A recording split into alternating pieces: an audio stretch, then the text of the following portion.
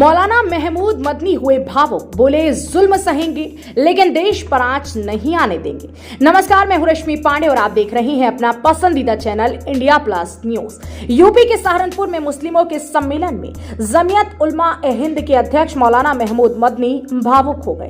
मदनी ने कहा, मस्जिदों के बारे में चर्चा कर कल जमात फैसला लेगी, फैसले के बाद कोई कदम पीछे नहीं हटेगा। हमारा जिगर जानता है कि हमारी क्या मुश्किलें हैं। हाँ, मुश्किल झेलने के लिए ताकत हौसला चाहिए। हम जुल्म को बर्दाश्त कर लेंगे, दुखों को सह लेंगे, लेकिन अपने मुल्क पर आंच नहीं आने देंगे। मदनी ने कहा, वो चाहते हैं, समझ लीजिए, मैं बार बार कह रहा हूं, जो नफरत के पुजारी हैं आज वो ज्यादा नजर आ रहे हैं। अगर हमने उन्हीं के लहजे में जवाब देना शुरू किया तो वो अपने मकसद में कामयाब हो जाएंगे। हम हर चीज पर समझौता कर सकते हैं लेकिन ईमान से समझौता बर्दाश्त नहीं। वो देश को अखंड भारत बनाने की बात करते हैं, देश के मुसलमान को पैदल चलने तक दुश्वार कर दिया। वो मुल्क के साथ दुश्मनी कर रहे हैं। ज्ञान व्यापी मुद्दे के सवाल पर जमीयत उलमा हिंद के नेशनल सेक्रेटरी मौलाना नियाज अहमद फारूकी ने कहा, हर शासकों ने गलतियां की हैं जिसे हम भुगत रहे हैं। इन्हें सुधारने के लिए एक साथ बैठकर हल निकालना होगा। इससे बड़ा तो हमारा दिल है, जहां पर भगवान और अल्लाह विराजमान है। हम अपने दिलों को बांट देंगे तो इन मंदिरों और मस्जिदों का क्या होगा? अगर हमारे दिल सही रहेंगे तो हमारा मकसद धार्मिक रहेगा। ऐसा कोई विवाद ना हो जिससे हमारे रिश्ते टूटे, फिर चाहे ये मंदिर और मस्जिद टूटे या फिर बने, इससे फर्क नहीं पड़ेगा। आज हमारा देश धार्मिक बैर भाव और नफरत में जल रहा है। युवकों को इस ओर बढ़ाया जा रहा है। इस्लामी सभ्यता और संस्कृति के खिलाफ निराधार आरोपों को फैलाया जा रहा है। सत्ता में बैठे लोग उनका हौसला बढ़ा रहे हैं। राजनीतिक वर्चस्व के लिए बहुसंख्यकों की धार्मिक भावनाओं को अल्पसंख्यकों के खिलाफ उत्तेजित करना देश के साथ दुश्मनी है। मुस्लिमों से अपील है कि प्रतिक्रियावादी रवैया अपनाने के बजाय एकजुट होकर राजनीतिक स्तर पर चरमपंथी फांसीवादी ताकतों का मुकाबला करें। फांसीवादी संगठन अगर ये समझते हैं कि देश के मुसलमान जुल्म की जंजीरों में जकड़ लिए जाएंगे तो ये उनकी भूल है। मुस्लिम नौजवानों और छात्र संगठनों को सचेत करता हूं कि वे देश के दुश्मन अंदरूनी व बाहरी तत्वों के सीधे निशाने पर हैं। भारत में इस्लामोफोबिया और मुस्लिम विरोधी उकसावे की घटनाएं बढ़ रही हैं। देश की सत्ता ऐसे लोगों के हाथों में है जो सदियों पुरानी भाईचारे की पहचान को बदल देना चाहते हैं। उनको बस सत्ता प्यारी है। साल 2017 में प्रकाशित ला कमीशन की 267वीं रिपोर्ट में सिफारिश की गई है कि हिंसा पर उकसाने वालों को सजा दिलाने के लिए अलग कानून बना जाए। इस पर तुरंत कदम उठाया जाए। सभी धर्मों के बीच आपसी सद्भाव का संदेश देने के लिए संयुक्त राष्ट्र की ओर से इस्लामोफोबिया की रोकथाम का अंतर्राष्ट्रीय दिवस हर साल 14 मार्च को मनाया जाए। भारतीय मुसलमानों के लिए न्याय और अधिकारिता पहल नाम से एक स्थायी विभाग बनाया है जिसका मकसद नाइंसाफी को रोकने की रणनीति विकसित करना है।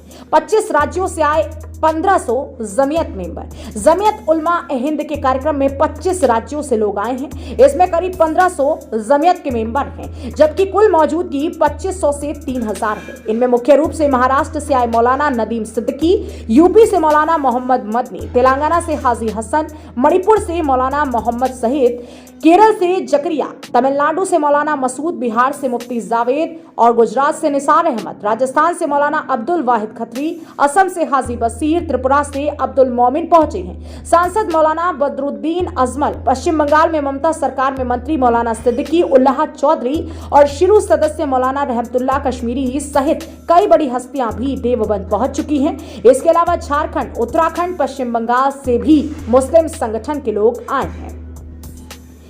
जमीयत उलमा ए हिंद के सम्मेलन में देश के अलग अलग राज्यों से आने वाले जमीयत से जुड़े लोगों के बैठने के लिए उचित व्यवस्था की गई। करीब 5 बीघा जमीन में फुली एवर्ड एसी पंडाल तैयार किया गया। इसमें 2.5 टन के 20 से ज्यादा एसी लगाए गए। मेहमानों के रहने की व्यवस्था होटल के अलावा ईदगाह मैदान में बनाए गए पंडाल में भी की गई। 3 सेशन में हुई बैठक। पहला सेशन 28 मई सुबह 8:45 से 1 बजे तक दिन में हुआ।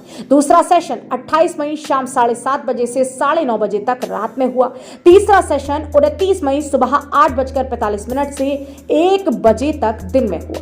कहा जा रहा है कि ज्ञान व्यापी मथुरा और कुतुब मीनार मसले पर चर्चा करने के लिए यह बैठक बुलाई गई। जमीयत ने स्पष्ट किया है कि इस आयोजन का ऐलान एकाएक नहीं हुआ। 15 मार्च को दिल्ली में हुई बैठक में ही देवबंद के इस कार्यक्रम को तय कर दिया गया था। उक्त वक्त ज्ञान व्यापी और मथुरा जैसे मुद्दे शुरू नहीं हुए थे। हालांकि जमीयत से जुड़े लोग इतना जरूर कहते हैं कि देश के मौजूदा हालातों पर इन तीनों सत्रों में चर्चा होगी।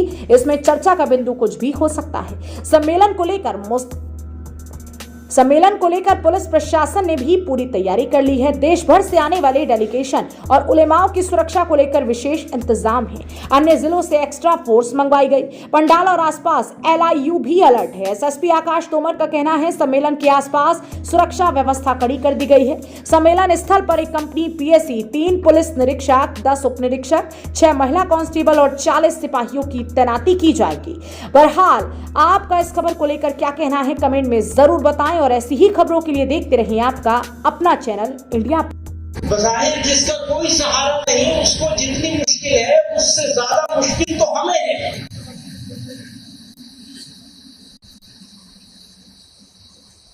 ये तो हमारा जिगर जानता है कि हमारी क्या मुश्किल है, किसी और को क्या समझ में आएगा।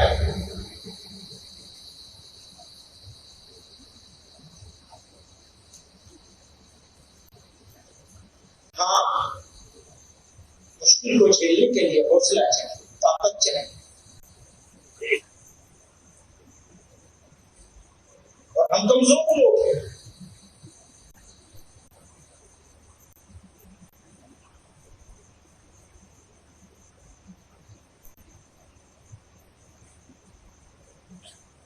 कमजोरी का ये मतलब नहीं है तो कोई मुदाहनत इख्तियार कर ले। अगर जमीयत उलमा का यह फैसला है कि हम पैगाम्बर हैं अमन के, पीस के, शांति के, अगर जमीयत उलमा का यह फैसला है कि हम जुल्म को बर्दाश्त कर लेंगे, अगर जमीयत उलमा का यह फैसला है कि हम दुखों को सह लेंगे लेकिन अपने मुल्क पर आंच नहीं आने देंगे, तो ये फैसला कमजोरी की वजह से नहीं है बल्कि जमीयत उलमा की ताकत की वजह से। और ये ताकत हमें कुरान ने दी, जनाब रसूलुल्लाह सल्लल्लाहु अलैहि वसल्लम के तरीके ने दी। ये नेशनल सेमिनार नहीं है, ये हमारा नेशनल कन्वेंशन है। इस कन्वेंशन में जो हमारे अपने शाखाओं के हेड्स हैं वो जमा हुए हैं और वो जो देश के सामने सारे मुद्दे हैं उन मुद्दों, सभी मुद्दों के ऊपर डिस्कस किया जा रहा है। तो 1-2 मुद्दे ऐसे हैं कि वो मुद्दा हमारे दिमाग पे ऐसा हावी हो गया है कि और कुछ सोचने का देश को मौका ही नहीं मिल रहा है।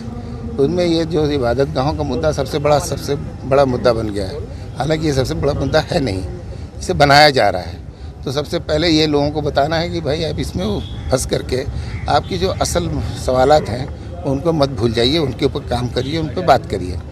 तो एक तो ये मुद्दा रहा। दूसरे ये कि नफरत और दावत, ये धर्म संसद, ये दूसरे मज़हब के लोगों को गालियां देना, ये कहना कि इनको हम तलवार से मुकाबला करेंगे, इनको कत्ल कर देंगे, ये लोग, बहुत सारे लोग डराने की कोशिश कर रहे हैं। इतनी बड़ी कौम है, डर जाएगी क्या? तो डरने या उस खौफज़दा होने की ज़रूरत नहीं है। इसी तरह हमको भड़काया भी जा रहा है कि दूसरी तरफ हमारे ही लोग खड़े होकर के हमको भड़काने की कोशिश करते हैं, तो हमें उनका भी मुकाबला करना है। तो दोनों तरफ से हमारे ऊपर यलगार है, डराने वालों की और भड़काने वालों की। हमें अपने नौजवानों को ये पैगाम देना है कि तुम्हारे असल काम जो है, तो हमने काम शुरू किया है जमीयत यूथ क्लब, उसके अंदर हमने अपने नौजवानों को भारत स्काउट से जोड़ा है। भारत स्काउट के बारे में सभी जानते हैं, आप सब लोग कभी ना कभी उसमें रहे होंगे। तो क्यों जोड़ा है कि हमको न भड़काने में आना है और न हमें इसमें करना है, हमें अपना काम करना है। तो इस तरीके से मुद्दे हैं, तालीम के मुद्दे हैं। तो हमने अपने नौजवानों को जो मदरसे में पढ़ते हैं, अब ये हमारे मुल्क के लीडर अजीब अजीब तकरीरें करते हैं। असल बात सही है कि हमारे लोगों में तालीमी पिछड़ापन है, ये कोई कहने की बात नहीं है। असल बात यह है कि हम कैसे दूर करें उसे, हम अपना योगदान देना चाहते हैं। तो हमने ये तय किया कि 50,000 स्टूडेंट्स को हम हायर सेकेंडरी का एग्ज़ाम दिलाएंगे, और उसमें न कोई उर्दू का सवाल है, न हिंदी का सवाल है, न संस्कृत का सवाल है, न उसमें कोई ऐसा मजहबी सवाल है, बल्कि जो भी हमारी अपनी कंट्री का सिलेबस है, जो सबसे बड़ा बोर्ड है NIS, उसके अंडर में, उसके मुताबिक हम उन लोगों को ज्ञानव्यापी, इसके बारे में ये मसला अदालत के अंदर है, अदालत में चलने दीजिए और इसको सड़क पर मत लाइए। इंडिया प्लस न्यूज़, सिर्फ वही जो सही।